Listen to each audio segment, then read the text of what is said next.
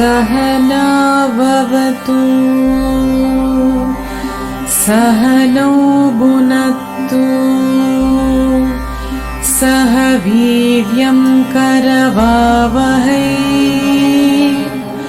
तेजस्विनावतीतमस्तु मा विद्विषावहै। ॐ शान्ति शान्ति शान्तिः।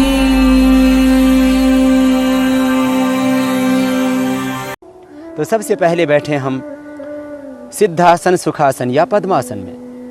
बाएं पैर की एड़ी को सीवनी नाड़ी से लगा करके दाहिने पैर की एड़ी को बाएं पैर की एड़ी के ऊपर, पंजा एक दूसरी पिंडली और जंघा के बीच में, दोनों घुटने जमीन पर और दोनों हाथ घुटनों के ऊपर, 3 अंगुलियां खुली हुई और पहली अंगुली और अंगुष्ठ इनके अग्रभाग आपस में मिले हुए, यह ध्यान मुद्रा ज्ञान मुद्रा है।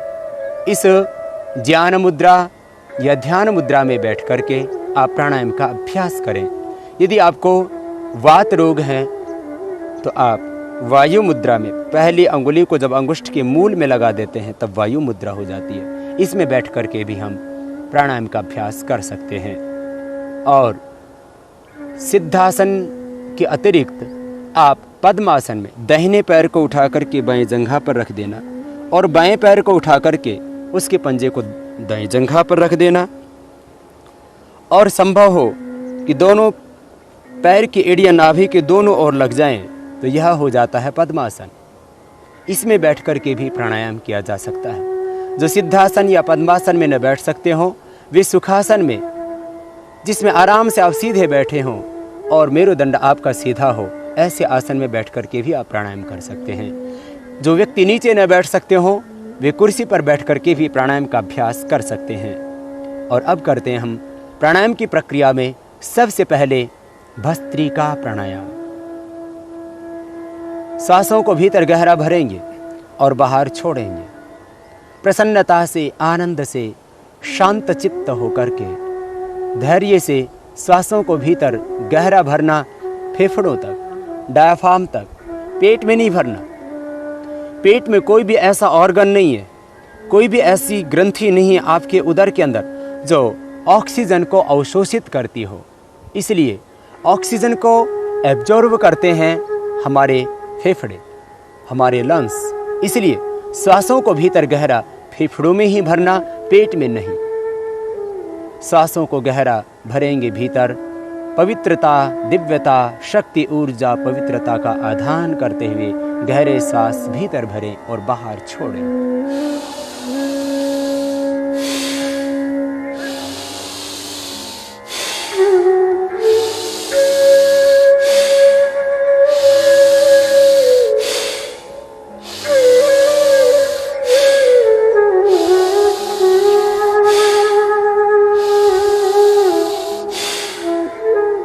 गहरे सांस भर रहे हैं भीतर और छोड़ रहे हैं बाहर।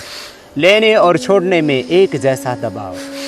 पूरी शक्ति के साथ सांसों को भीतर गहरा भरें और छोड़ते समय पूरा सांस बाहर छोड़ें।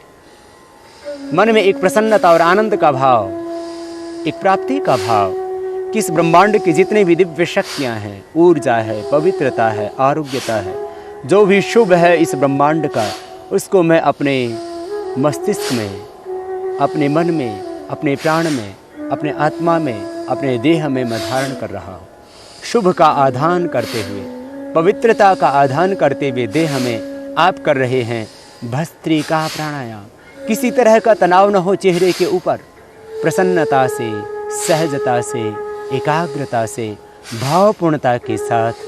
जैसे आपको कुछ प्राप्ति होती, उपलब्धि होती है जीवन में तो कैसी प्रसन्नता होती है, खुशी होती है, इसी तरह का एहसास प्राणायाम करते समय आपके चेहरों पर हो। जब जब थकान लगे तब तब बीच में विश्राम कर लें, फिर दोबारा से करेंगे।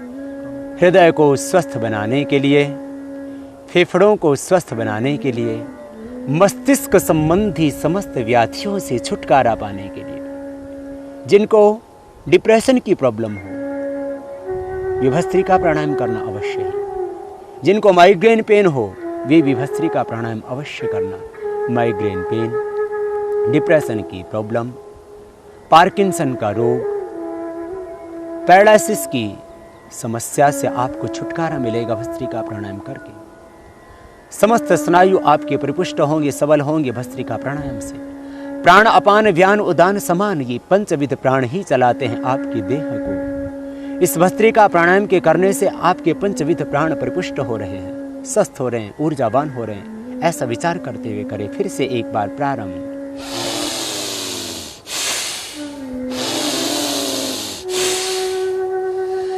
मेरा प्राणमय कोश परिपुष्ट हो रहा है, सबल हो रहा है, ऊर्जावान हो रहा है। प्राण अपान व्यान उदान और समान, ये पंचविध प्राण परिपुष्ट हो रहे हैं, सबल हो रहे हैं। मेरा बॉडी का जो ऑरा सिस्टम है वो स्ट्रांग हो रहा है। मेरा देह है ज्योतिर्मय, तेजोमय, आभामय हो रहा है। अपने आप को दिव्य आभा से, दिव्य ज्योति से, दिव्य प्रकाश से, दिव्य ज्ञान से, दिव्य आलोक से, ईश्वरीय शक्ति से ओतप्रोत अनुभव करते हुए करना इस प्राणायाम को। इस प्राणायाम के करने से व्यक्ति की आभा बढ़ती है। हमारा जो आभा मंडल है उसका विस्तार होता है। जो हमारी इथिकल बॉडी की जो एनर्जी है, जो ऊर्जा है, जो ओरा है, वो इससे स्ट्रांग होती है। भस्त्रिका प्राणायाम से विश्राम, रुक जाएं, पुनः विश्राम करें। इस तरह से दिव्यता, शक्ति, ऊर्जा और पवित्रता का आधान करते हुए प्रतिदिन 2 मिनट ये भस्त्रिका प्राणायाम करना। 2 मिनट अवश्य ही सभी व्यक्तियों को ये भस्त्रिका प्राणायाम करना चाहिए। फिर आप यदि अधिक अभ्यास करना चाहते हैं तो अधिकतम 5 मिनट करें, इससे ज़्यादा न करना। इससे अधिक इस प्राणायाम को नहीं करना चाहिए। न्यूनतम 2 मिनट और अधिकतम 5 मिनट इस प्राणायाम को प्रतिदिन करके आप जटिल रोगों से निवृत्ति पाना और सदा स्वस्थ रहने की एक ऊर्जा पाना इस प्राणायाम को करके। क्योंकि प्राणायाम केवल रोगी व्यक्तियों के लिए नहीं, जो व्यक्ति प्राणायाम करते हैं वे जीवन में कभी रोगी होते ही नहीं। इसलिए रोगी और निरोगी सभी को ये भस्त्रिका प्राणायाम 2 मिनट अवश्य ही करना चाहिए। और अब हम करेंगे कपालभाति प्राणायाम।